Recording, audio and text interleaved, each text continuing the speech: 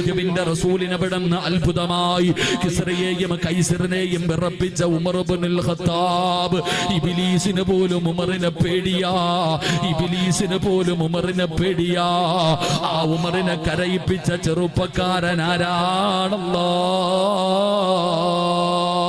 അല്ലാഹുവിന്റെ പ്രവാചകൻ അവിടുന്ന് വിളിക്കുകയാണ്. ആ ചെറുപ്പക്കാരനെ വിളിച്ചു കൊണ്ടുവരാ പറയുകയാ. അല്ലാഹുവിന്റെ റസൂൽ ചോദിക്കുന്നു, മോനെ എന്തിനാ നീ എപ്പോഴും കരയുന്നത്?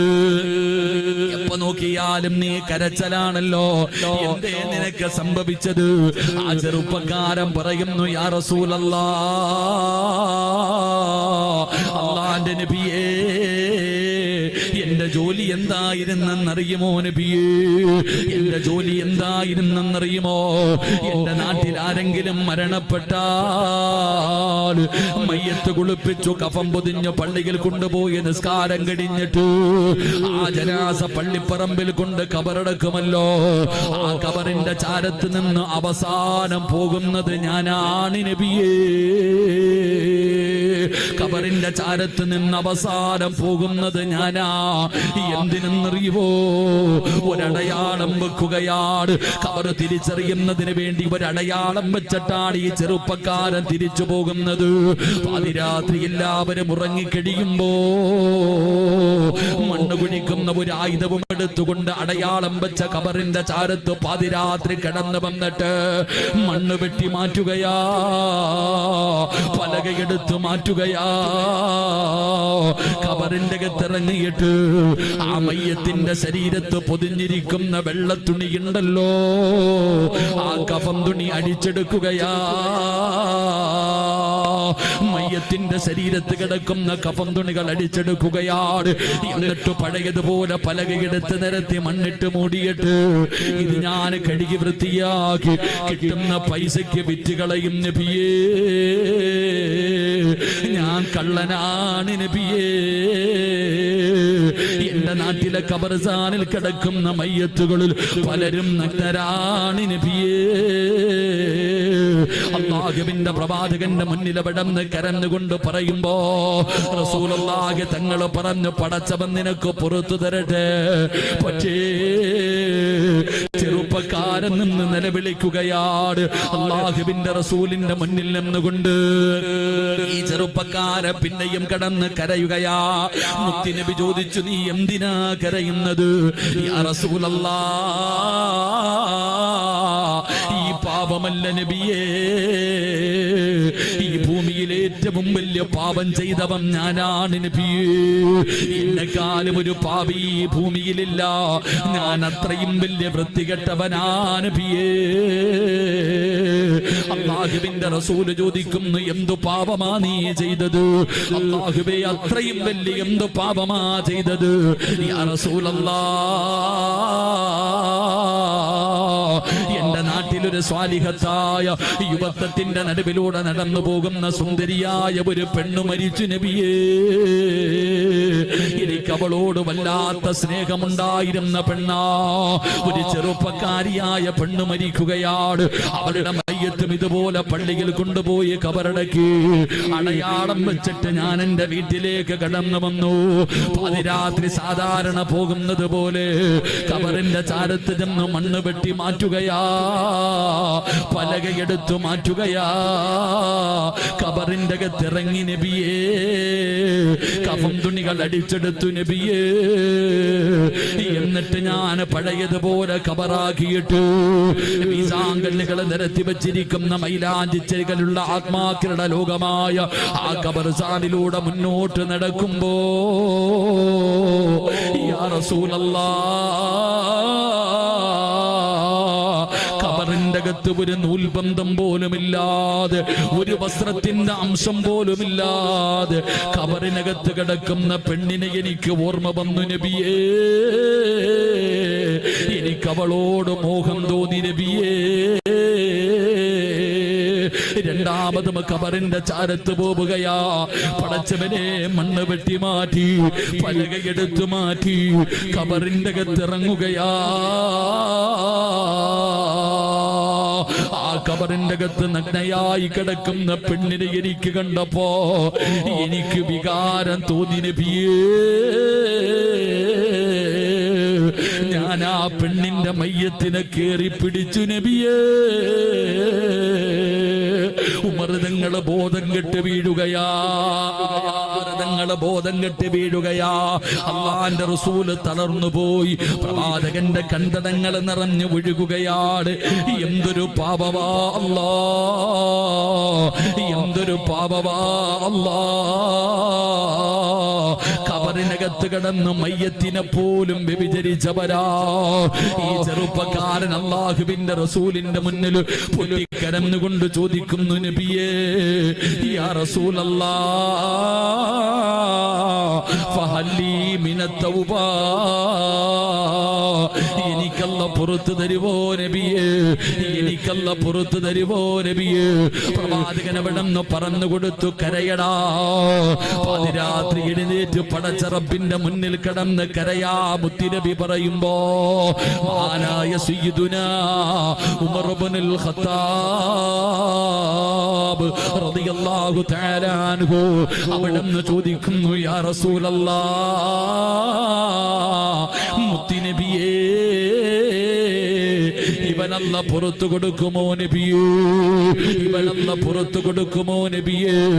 എത്ര വലിയ പാപവാ നബിയേ, എത്ര വലിയ പാപവാ നബിയേ. റസൂലുള്ള പറഞ്ഞു, ഇവനെക്കാരും പാപം ചെയ്യുന്നവരുണ്ട്.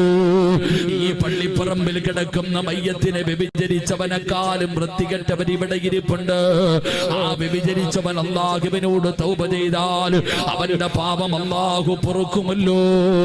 കള്ളുകുടിച്ചവൻ അല്ലാഹുവിനോട് തൗബ ചെയ്താൽ അത് അല്ലാഹുവും അവനും തമ്മിൽ ബന്ധപ്പെട്ട കാര്യമാ. അല്ലാഹു ഗഫൂറാ, അല്ലാഹു റഹീമാ. അതുകൊണ്ട് പടച്ച റബ്ബ് പുറത്തു തരുമല്ലോ. പക്ഷേ ഈ നാട്ടിലെ ഏതെങ്കിലും ഒരു പെണ്ണിനെ കുറിച്ചു, ഏതെങ്കിലും ഒരു ആണിനെ കുറിച്ചു ഞാൻ എന്തെങ്കിലും അപവാദങ്ങളും പരിഹാസങ്ങളും പറഞ്ഞ് നാണം കെടുത്തിയിട്ട് ഞാൻ അല്ലാഹുവിന്റെ കഅബാലയത്തിൽ പോയിട്ട് കാര്യമില്ല. ഞാൻ അല്ലാഹുവിന്റെ കഅബാലയത്തിൽ പോയിട്ട് പൊട്ടിക്കരഞ്ഞിട്ട് കാര്യമില്ല.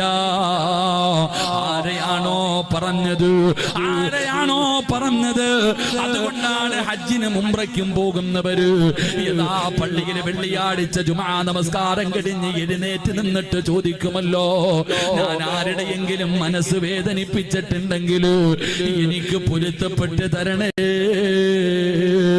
പൊരുത്തം ചോദിക്കുന്നത് വെറുതെയല്ല ഉപ്പാ. അതാ ഉംറയ്ക്കും ഹജ്ജിനും പോകുന്നവര് അതാ അയൽവാസികളുടെ വീടുകളെ കയറിയിറങ്ങിയിട്ട് പൊരുത്തം ചോദിക്കുന്നത് വെറുതെയല്ല. മനുഷ്യനും മനുഷ്യനും തമ്മിലുള്ളത് നമ്മൾ തമ്മിൽ പരസ്പരം തീർക്കണം. അല്ലാഹുവും അടിമയും തമ്മിലുള്ളത് അല്ലാഹു പുറത്തു കൊടുക്കുമല്ലോ. അതുകൊണ്ട് നിസാര പാപമല്ല, നിസാര പാപമല്ല. അല്ലാഹുവേ, ജീവിതത്തിൽ ഒരുപാട് പേരുടെ മനസ്സ് വേദനിപ്പിച്ചിട്ടുണ്ട് റബ്ബേ, പുറത്തു തരണേ അല്ലാ, പുറത്തു തരണേ അല്ലാ. അതുകൊണ്ട് രണ്ട് മുഖം വേണ്ട, കാണുമ്പോഴൊന്ന് തിരിയുമ്പോഴൊന്ന് വേണ്ട പെങ്ങളെ. ഒറ്റ മുഖമുള്ളവളായി ജീവിക്കൂ, ഇല്ലെങ്കിൽ നിന്റെ നാവ് രണ്ടായി വലിച്ചു കീറിയിട്ട് നരകത്തിന്റെ തീയുള്ള നാവ് റബ്ബ് നിനക്ക് തരുമെന്ന് ആദരവായ പ്രവാചകൻ നബി മുഹമ്മദ് മുസ്തഫ.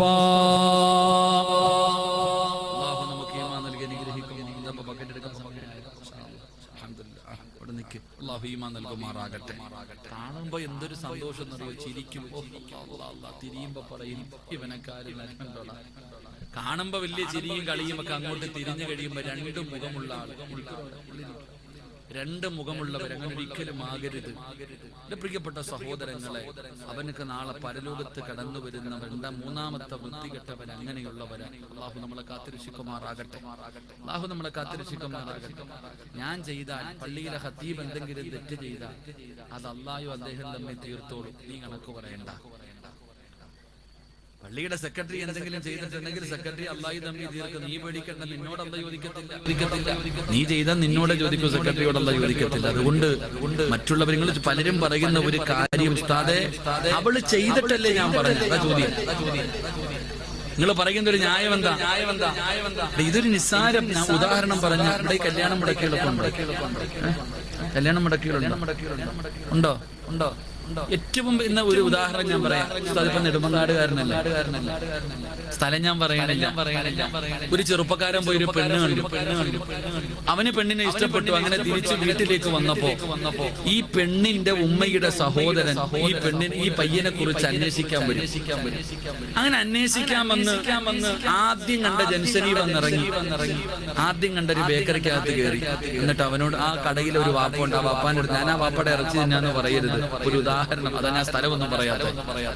ആ വാപ്പാന്റെ അടുക്ക പോയിട്ട് ചോദിച്ചു, ഇന്ന ചെറുപ്പക്കാരൻ എങ്ങനെയുണ്ട്? അപ്പൊ അദ്ദേഹം പറഞ്ഞ മറുപടി എന്തെന്നറിയോ? ഞാൻ അവനെ കുറിച്ചത് വല്ലതും പറഞ്ഞു തരണം. അവൻ പിന്നെ കണ്ടുകുടിക്കുന്ന അവന്റെ കൂട്ടുകാരെയും വിളിച്ചുകൊണ്ട് വന്നിട്ട് ഈ കടയൊക്കെ തല്ലി പൊട്ടിക്കണേ, എന്നെ തല്ലണം, എനിക്കൊന്നും അറിയത്തില്ല അവനെ കുറിച്ച്, നിങ്ങൾ വേറെ ആരോടെങ്കിലും പോയി ചോദിക്കാം. എന്തൊക്കെയാ പറഞ്ഞു? അവൻ കള്ളു കുടിക്കുന്നവനാ, അവൻ വീട് കയറി തല്ലുന്നവനാ. ഇത്രയും പറഞ്ഞിട്ട് പറയാ എനിക്കൊന്നും അറിയില്ല. ഇതിൽ കൂടുതൽ എന്താ പറയണ്ടേ? നീ അങ്ങനല്ലേ? എല്ലാരും കൂടെ ഒരുമിച്ചിരുന്നിട്ട് ഈ തൊഴിലുറപ്പ് പണി ഇവിടെ ഉണ്ടോ? തൊഴിലുറപ്പെന്ന് പറഞ്ഞൊരു പണിയില്ലേ? രാവിലെ പോനെ, അതിന് ഒരു ദിവസം പോയാൽ സ്വർഗത്തിൽ പോകും കേട്ടാ. സുബ്ഹാനല്ലാഹ്, എന്റെ റബ്ബേ, ഒന്ന് കാണണം കേട്ടാ. ഇവർക്ക് ഒരു ജോലി ഇല്ലെന്നേ, ഇത്രയും നിസ്സാരമായ ജോലി. ഇവർക്ക് എപ്പോഴും റെസ്റ്റാ. ഇവർ അമേരിക്കയുടെ പ്രസിഡന്റിനെ കുറിച്ച് വരെ ചർച്ച ചെയ്യുക ആ കൂട്ടത്തിൽ. നമ്മുടെ പറമ്പ്, ഞങ്ങളുടെ നാട്ടിലൊക്കെ എന്റെ പറമ്പിലൊക്കെ കളിക്കാൻ ഇപ്പൊ പഞ്ചായത്തിൽ എങ്ങനെ എഴുതി കൊടുത്തവർ ഇവരങ്ങോട്ട് വൈരം പടച്ചവൻ അങ്ങോട്ട് ഇരുന്നിട്ട് എന്തൊക്കെ കാര്യങ്ങളാ. ഇവരൊരു ഗ്യാങ് ആണ്. കുറച്ചെണ്ണം അവിടെ ഒരു റബ്ബറും തോട്ടത്തിൽ ഒരു റബ്ബറിന്റെ കുട്ടി, ഇപ്പുറ തെങ്ങിന്റെ കുട്ടി ഇരുന്നിട്ട്. ഞാൻ കളിയാക്കിയതൊന്നുമല്ല, സത്യമല്ലേ ഞാൻ പറഞ്ഞു. ആ ജോലിക്ക് പോണവർക്കറിയാം അവിടെ ചർച്ച ചെയ്യാത്ത ഒരു വിഷയവും ഇല്ല.